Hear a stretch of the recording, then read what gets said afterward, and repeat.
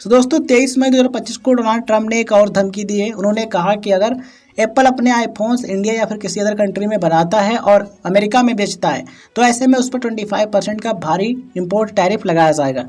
दोस्तों मतलब ट्रंप ने एप्पल को डायरेक्ट वार्निंग दी है, या तो तुम आईफोन्स अमेरिका में बनाओ या फिर भारी टैक्स भरने के लिए तैयार हो जाओ।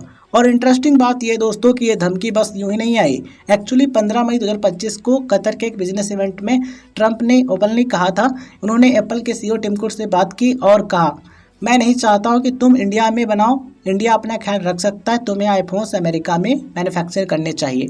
तो ये कहना है ट्रंप का, ठीक है, ये लाइनें समझ रहे हो। तो क्लियरली ट्रंप अपनी फ्रस्ट्रेशन निकाल रहे हैं, या फिर कहीं ना कहीं इंडिया की जो फास्ट ग्रोथ है उससे उन्हें जलन हो रही है, क्योंकि सच में एप्पल इंडिया में मैसिव प्रोडक्शन कर रहा है जिससे इंडिया में जॉब्स क्रिएट हो रही है और अमेरिका में उसका जो एक्सपोर्ट है वो भी बढ़ रहा है। तो दोस्तों यहाँ पर कहीं ना कहीं जलन तो इनको हो रही है, इसलिए ऐसा कर रहे हैं। अब एप्पल के लिए ये सिचुएशन एक बड़ा हेडेक बन सकती है, क्योंकि अगर 25% का एक्स्ट्रा टैरिफ लगता है तो एप्पल की मैन्युफैक्चरिंग कॉस्ट जो है बढ़ जाएगी और प्रॉफिट मार्जिन भी कम हो सकता है, और आखिरकार उसका इम्पैक्ट हम सभी यूजर पर भी पहुंच सकता है, मतलब कि उन यूजर पर जो कि आईफोन का यूज करते हैं। यानी या तो आईफोन्स और महंगे हो सकते हैं या डिलीवरी में डिले हो सकता है। अभी एप्पल ने एक स्मार्ट मूव किया है, वो इंडिया से आईफोन्स को प्लेन के थ्रू डायरेक्टली यूएस भेज रहा है ताकि कस्टम ड्यूटी कम लगे। लेकिन दोस्तों ये एक टेम्परेरी सोल्यूशन है, ये लॉन्ग टर्म में सस्टेनेबल नहीं है। अब दोस्तों इंडिया के लिए क्या चैलेंजेस है? एप्पल की मैन्युफैक्चरिंग से इंडिया में जॉब्स मिल रही हैं, एक्सपोर्ट बढ़ रहा है और मेक इन इंडिया इनिशिएटिव को बूस्ट मिल रहा है।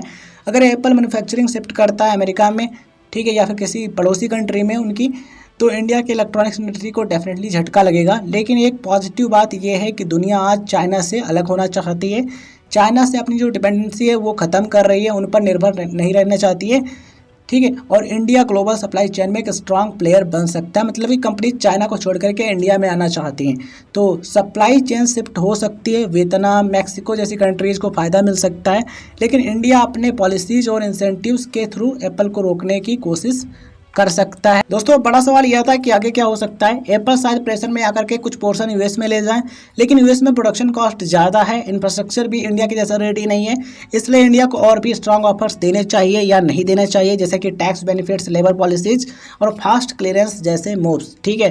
तो इस पर क्या सोचना है कमेंट सेक्शन में आप जरूर बताना। तो दोस्तों ये क्लियरली एक ग्लोबल लेवल का इकोनॉमिक टग ऑफ वार है।